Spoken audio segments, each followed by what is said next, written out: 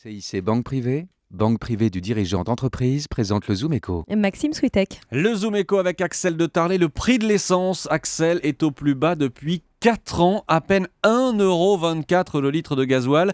Et alors, bonne nouvelle, le carburant devrait rester bon marché. Oui, on est même à 1,23 € le gasoil. Mais c'était précis. 1,30 €. C'était 1,30 € il y a 2 mois. Et c'est pareil pour le Super Samplon 95. On est passé en 2 mois là, de 1,50 € le litre à 1,42 €. Ça fait quand même, sur un plein d'essence, une économie de 5 €. Donc, c'est pas neutre.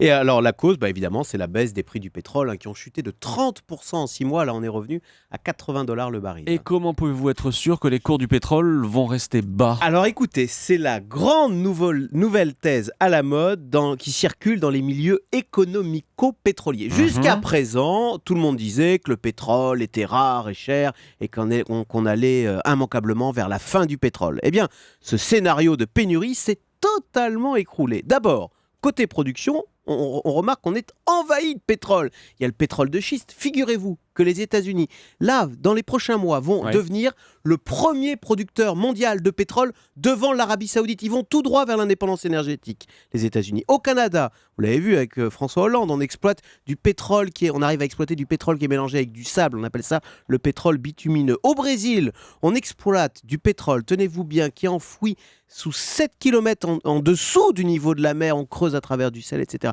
Donc vous voyez, les nouvelles techniques de production permettent d'avoir énormément de pétrole exploitable sur terre.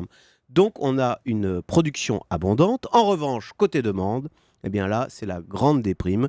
L'économie mondiale ralentit. Et puis surtout, les politiques partout en Europe, en Chine, pour des raisons de pollution et des raisons de réchauffement climatique, mettent en avant les énergies propres, les éoliennes, le solaire, la voiture électrique, les voitures hybrides. Donc vous voyez, on a une offre très abondante et une demande en berne.